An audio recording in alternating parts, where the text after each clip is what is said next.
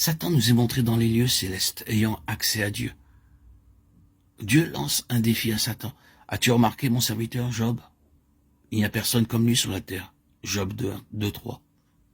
Satan ricane et rétorque. Peau pour peau, tout ce que possède un homme, il le donne pour sa vie. Mais étant ta main touche à ses os et à sa chair, et je suis sûr qu'il te maudit en face. Remarquez combien la question de la vie est liée à ce défi. Mais quelle subtilité en cela. Dieu donne la permission à Satan de toucher Job. Il peut toucher son corps, toucher sa famille, ses biens, tout ce qu'il possède. Cependant avec une restriction, seulement épargne sa vie. Ici encore, c'est la jalousie de Dieu pour la vie. Satan commence à agir et subtilement il oppresse et oppresse dans tous les domaines, par tous les moyens, cherchant à toucher la vie indirectement, parce que cela ne lui est pas permis directement. Par des voies détournées, il agit sur Job pour qu'il rompe avec Dieu en le maudissant, pour que sa vie soit perdue, que sa vie soit détruite. Pour comprendre le livre de Job, il nous faut discerner que c'est une contestation pour la vie. Il était dit que c'est une contestation à propos de la foi, mais cela est un facteur relatif. L'enjeu réel est celui de la vie.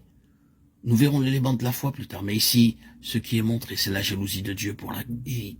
Job est plongé dans de grandes détresses. Mais le maillon de la vie n'est jamais rompu et le résultat est une vie triomphante. Nous éveillons plénitude et victoire.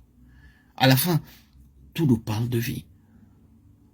Nous sommes parfois tout près de nous effondrer sous la pression, les peines, les tensions et les épreuves. Lorsque l'ennemi nous oppresse pour étouffer notre vie spirituelle, par notre corps, par notre pensée, par les circonstances, nous sommes projetés souvent bien bas, comme Job.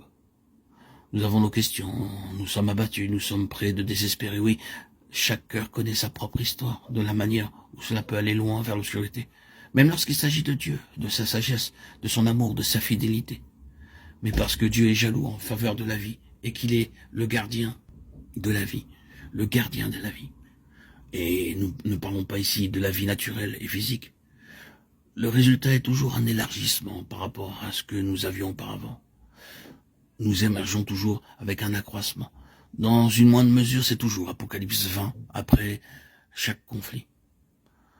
Prenons et pensons à l'histoire d'Israël et à son affranchissement de l'Égypte.